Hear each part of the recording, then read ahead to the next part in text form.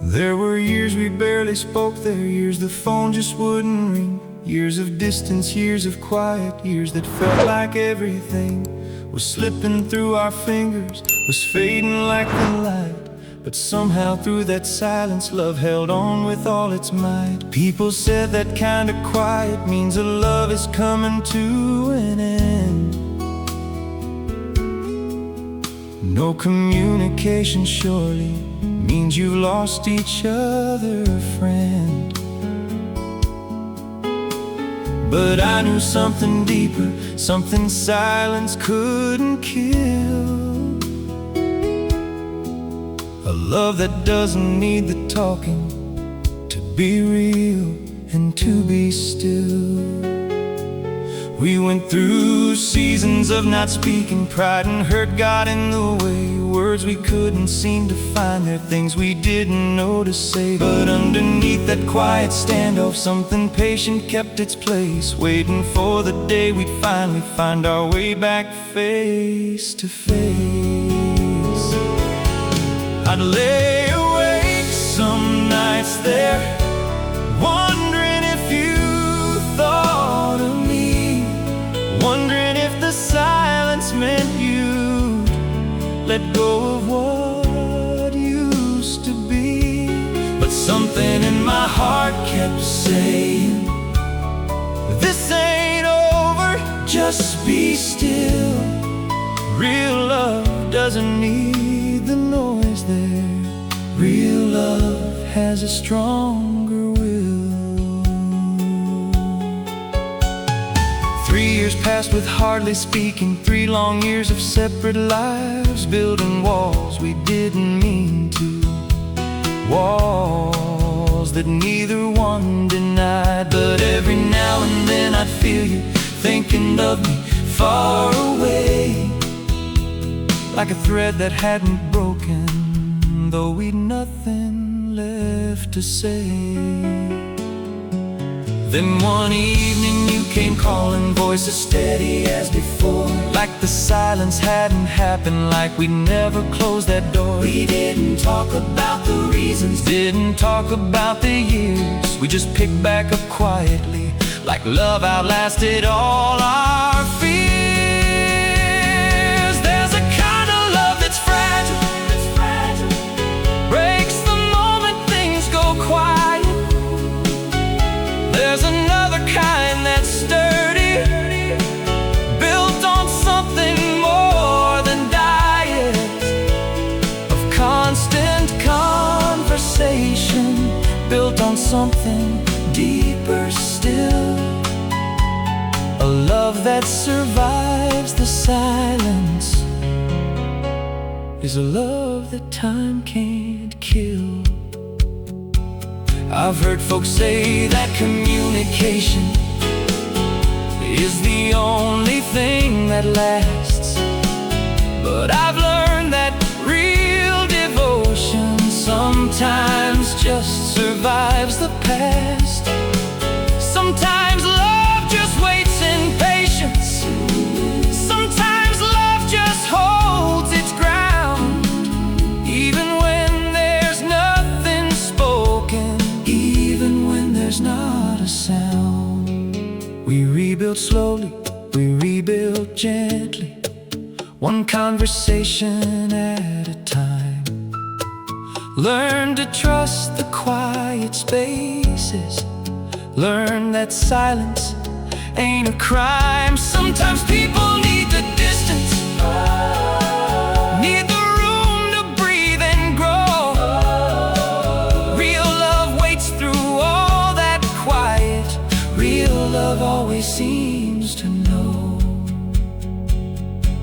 My grandmother told me once there, love that's real don't need to prove itself through constant talking. Real love doesn't need to move at the pace the world expects it. Real love simply stays intact through the silence, through the seasons. Real love always circles back. Now we talk about that silence, like a chapter we survived, like a chapter we survived, like a testing of the promise, like we made when love arrived. We don't fear the quiet spaces anymore the way we did, 'cause we know something silence rids. 20 years we've been together, Since that silence nearly broke, what we had between each other, since that quiet nearly spoke, louder than the love we carried, but it never had the power to undo what we had built in through each silent waiting hour. So if you're going through the silence with someone that you love and trust, don't assume the quiet's ending. sometimes quiet, Simply just love catching its breath, the moment, love finding its way back home. A love that survives the silence is a love that's fully grown. a love that survived the silence, Is a love that's truly real, not the one that needs the talking, but the one that time can't steal. through the quiet, Through the distance, through the years we lost our voice. a love that survived the silence proves that it was always choice. A love that survived the silence stands stronger than before. A love that survived the silence is the love worth waiting for. There were years we barely spoke, there years the phone just wouldn't ring. Years of distance, years of quiet, years that felt like everything was slipping through our fingers, was fading like the light. But somehow through that silence, love held on with all its might. People said that kind of quiet means a love is coming to an end. No communication surely means you've lost each other, friend. But I knew something deeper, something silence couldn't kill.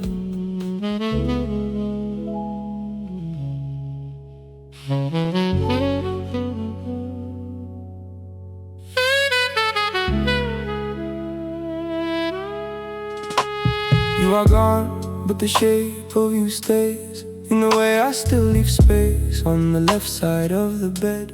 In the way I still make 2 cups of coffee before I remember you are gone. But absence has a shape and it walks beside me now. I used to think love was a presence, something you could hold, something you could see. Now I know love can also be an outline, a silence shaped exactly like a person. The shape you left behind doesn't speak, it doesn't need to. It just sits there in the passenger seat of my car, in the empty half of my closet. In the way I still turn to tell you something and catch myself mid-breath. Some days the shape is small, barely noticeable, a shadow at the edge of my morning.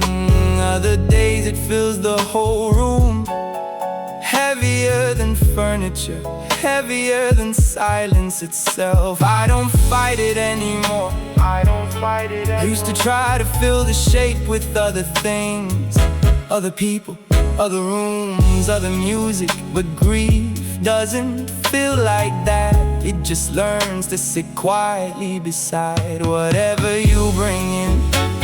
The shape you left behind has learned my schedule. It wakes when I wake, it sits with me at dinner. It doesn't ask for anything, it only asks to be acknowledged. People tell me I look happy, and I am in the ways that matter. But happiness and this shape are not enemies. They live in the same house now, they have learned to share the same light.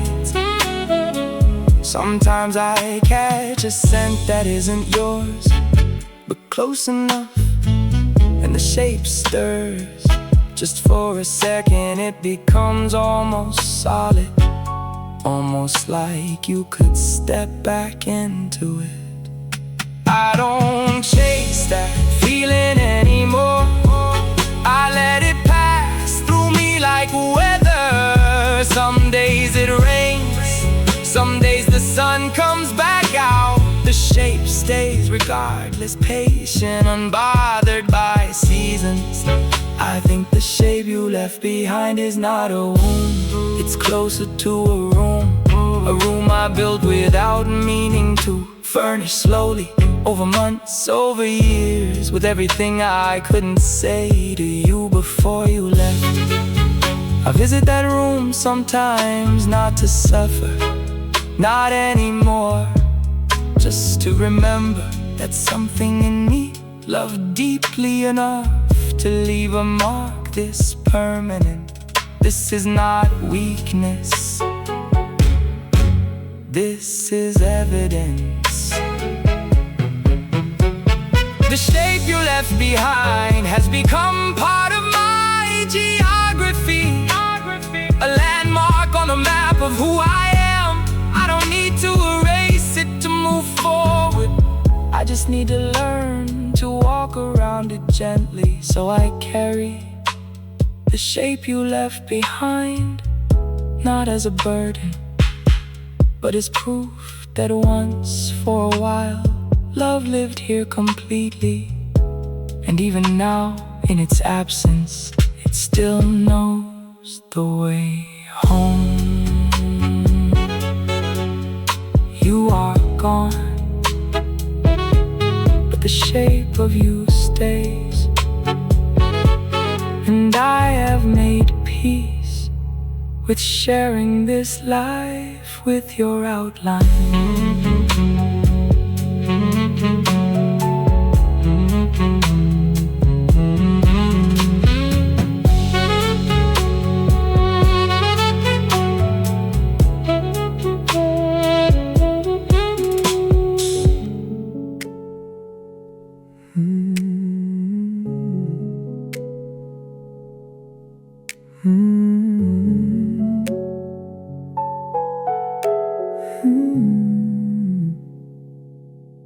The mind forgets first, it always does. Dates blur faces, soften at the edges, but the body remembers differently. It keeps its own quiet archive tucked beneath the skin. There is a way you used to hold my hand, 3 fingers wrapped, thumb resting on my knuckle. Years later, someone else holds my hand the same way, and for one full second my whole body forgets what year it is. The body remembers weight, the exact pressure of a head resting on a chest, not the memory of it, the physical echo of it. Some nights I still feel that weight, even though the bed is empty. Breath is a strange kind of memory. I used to match my breathing to yours without noticing. Now in quiet rooms my breath still slows, like it's waiting for another rhythm to follow.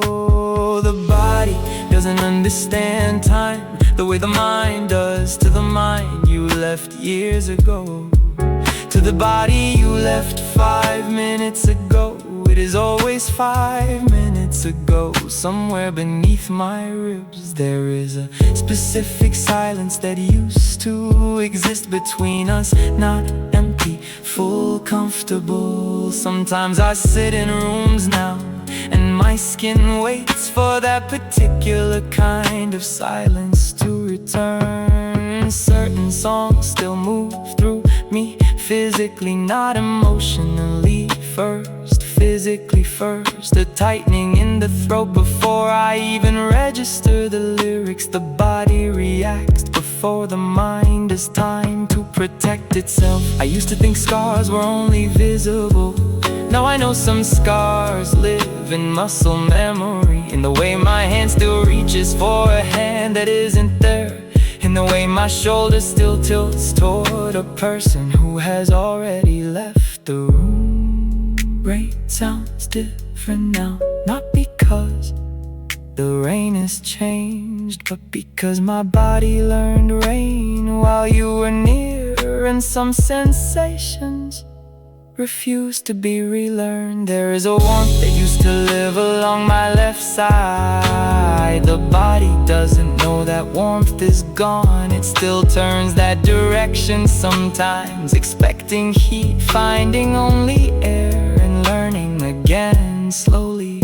Healing is not the absence of these moments. It's learning to let the body remember without collapsing. It's allowing the echo without becoming the echo. It's continuing to breathe even while the past moves quietly beneath the skin. Some people think their body should forget when the mind decides to, but the body is more honest than that. It keeps what mattered. It keeps proof that this was real, that this was felt completely. So I let it remember the hand, the breath, the weight, the warmth. Not because I am stuck, but because forgetting completely would mean pretending it never happened. And it happened. My body is the proof.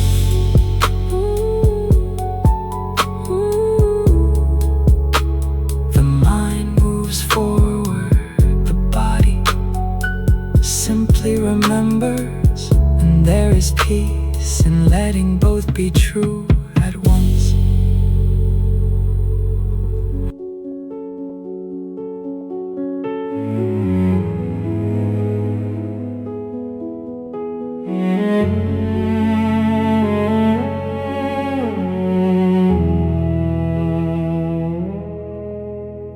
There are things that happen between us, and there is the one thing that never did. Strange how the second one weighs heavier. Strange how absence can outlast every memory that's real.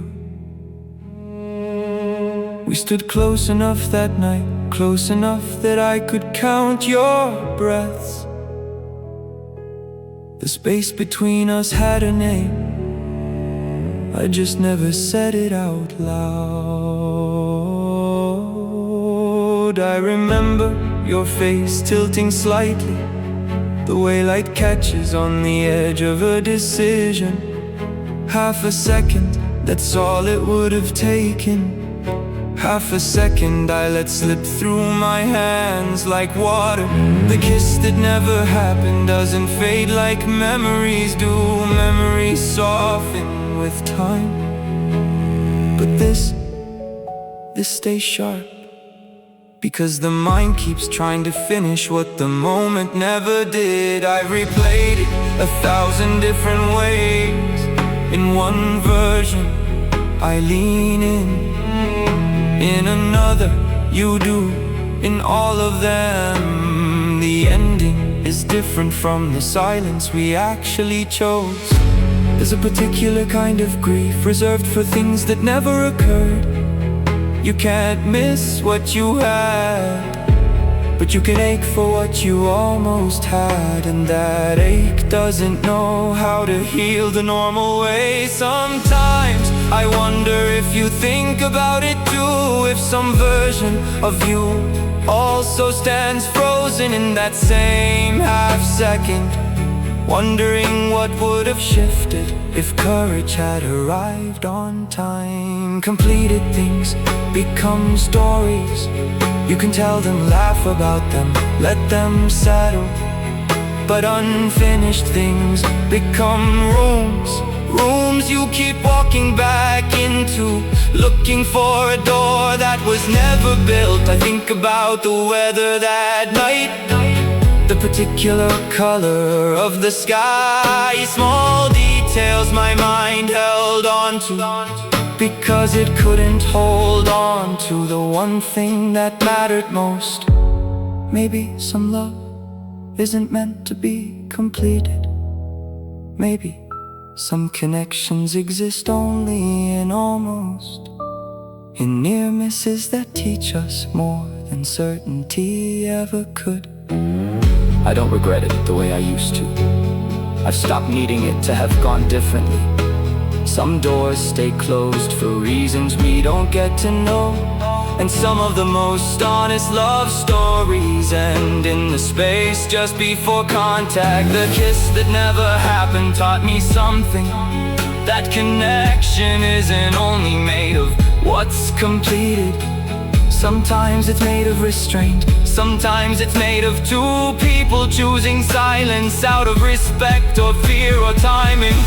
So I let it rest now, that half second, not as a wound, but as a quiet monument to a feeling that was real, even if it never became more than almost.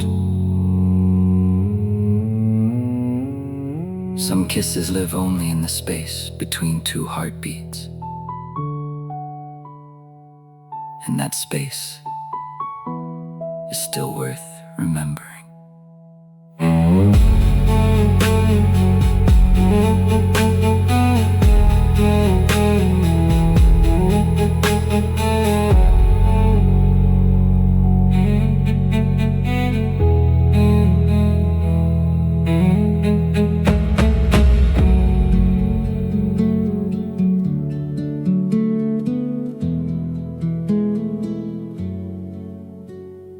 People think healing means the ache disappears completely, that one day you wake up and it's simply gone. But healing is quieter than that. It doesn't erase, it just learns to coexist. I used to believe that moving forward meant leaving everything behind. Now I understand that I can carry you gently and still walk towards something new. Both things can be true at the same time. Healing is not forgetting your laugh, it's remembering it without breaking. It's hearing an old song and smiling instead of collapsing. The memory stays, only my relationship to it changes. I still keep a small box of your letters. I don't hide it anymore, I don't need to. It sits on my shelf like proof that something in me knew how to love completely. There was a time I thought strength meant erasing you, meant pretending the years we had never mattered. Now I know strength looks different. Strength is being able to say your name without my voice shaking. I laugh freely now, I fall in love with mornings again. I make plans for a future, and you still live quietly in a corner of all of it. Healing doesn't ask you to choose between happiness and memory. It simply asks you to make room for both. A heart is not a house with limited space. It expands to hold whatever it needs to hold. Some days the ache visits without warning. A smell, a song, a stranger's laugh that sounds like yours. I don't panic anymore when it arrives. I just let it sit with me for a while, and then it leaves on its own. I used to think tears meant I hadn't healed. Now I know tears and healing can hold hands. Crying doesn't undo the progress, it just means the heart is still honest. I found joy again slowly in small pieces. Morning coffee, sunlight on the floor, laughter with friends. None of it erased what we had, it simply built something new right alongside it. Healing taught me that love doesn't need Some stories don't end with answers, they end with acceptance. And acceptance is its own quiet kind of peace.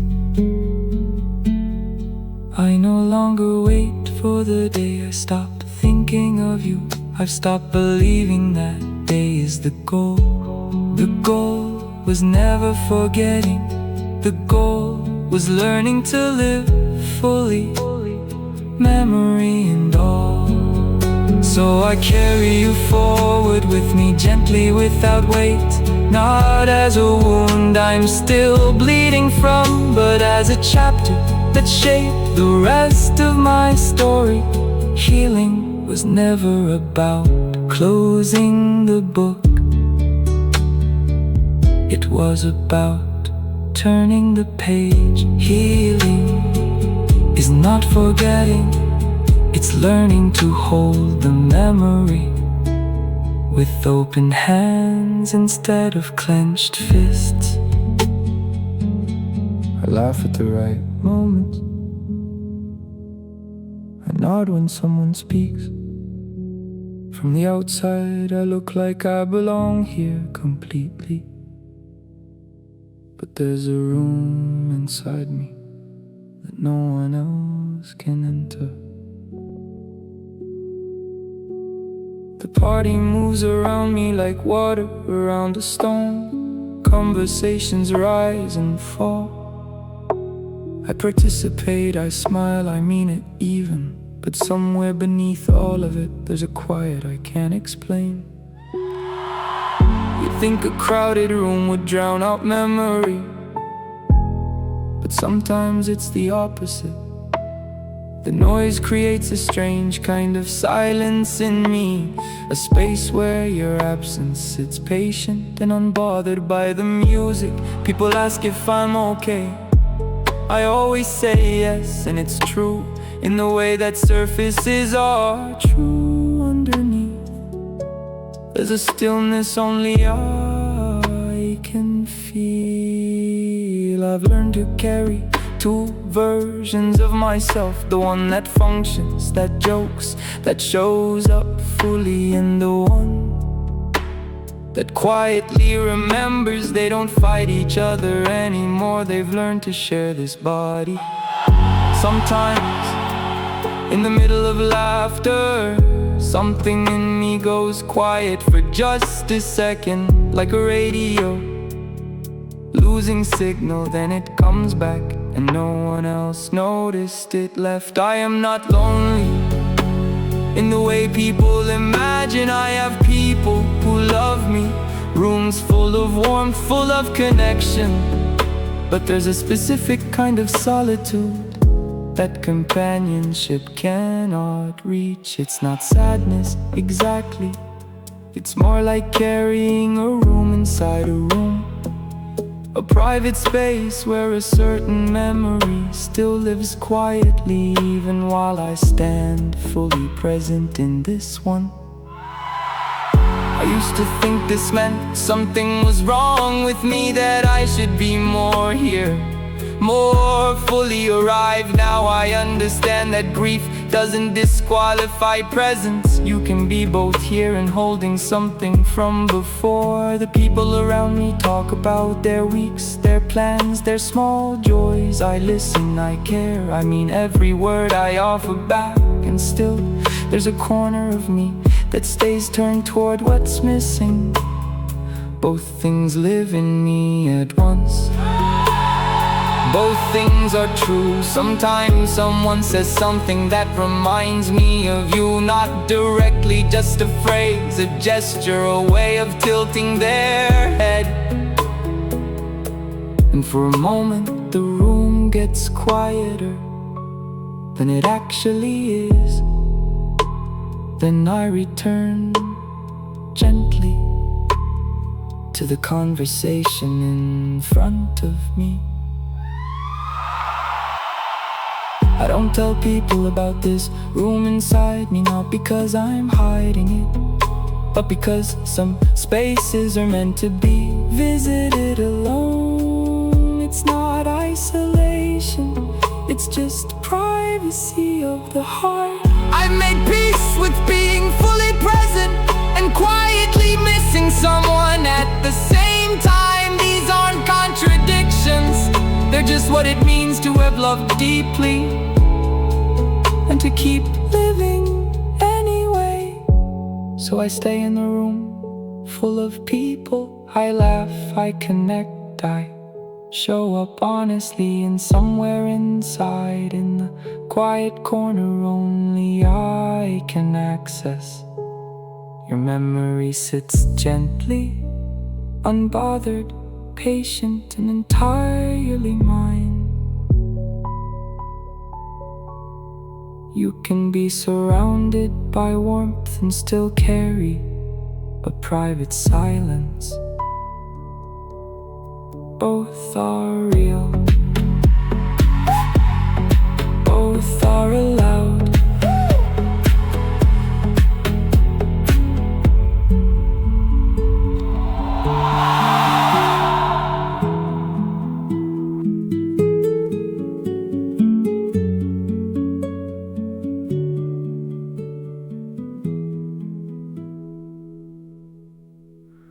There's a quiet place inside me where the old memories reside.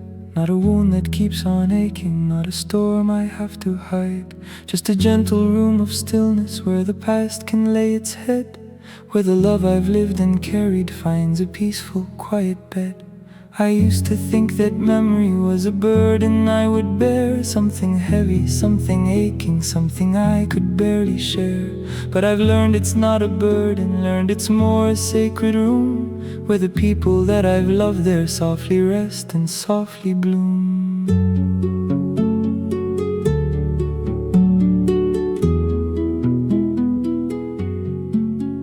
I don't visit it with sorrow, don't go there to relive the pain. I just sit there in the quiet, let the old love come again. Like an old friend dropping over, like a story told with ease. Not a ghost that comes to haunt me, just a gentle welcome breeze. There's a corner for my mother, and a corner for my youth. There's a corner for first heartbreak and the hard uncertain truth. There's a corner for the wedding, there's a corner for the loss. All of them find quiet keeping, none of them demand their cost.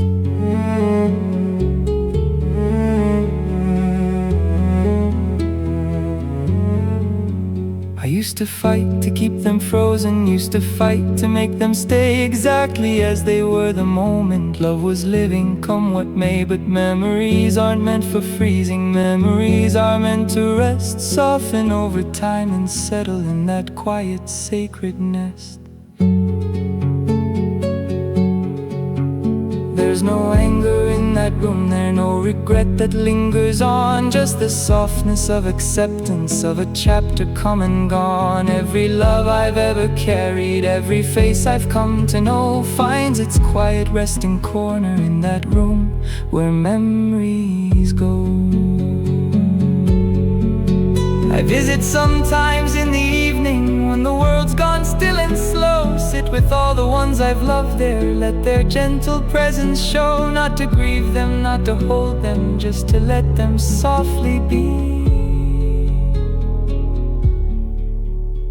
part of who I've slowly become, part of my identity.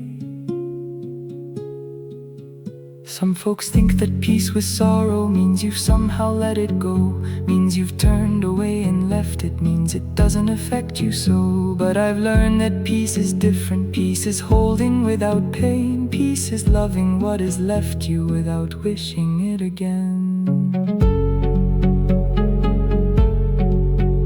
I don't need the past to answer, don't need closure, don't need proof that every love I lived was worthy, every story held some truth. It just rests there in that quiet, woven softly through my days.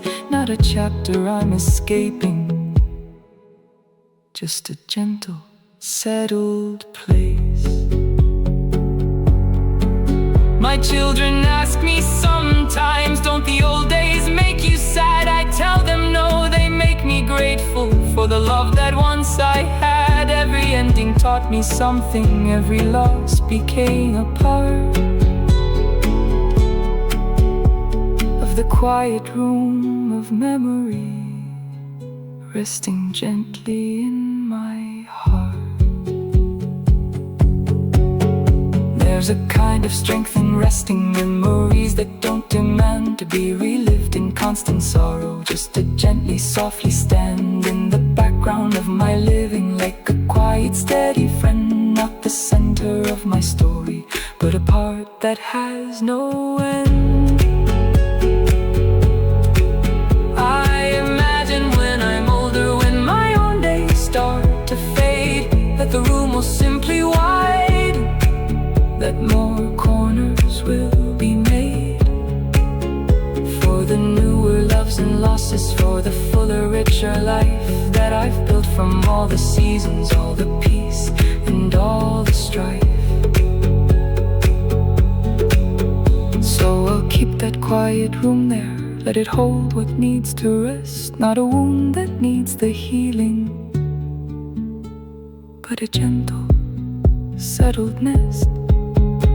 Every love I've ever carried finds its peace inside that place, where the memories go to rest now, softly folded, full of grace. Where memories go to rest now is a quiet, sacred place, not an open wound that lingers, but a soft and settled space. Every love that I have carried finds its peace without the pain. Where memories go to rest now, I am gently whole again.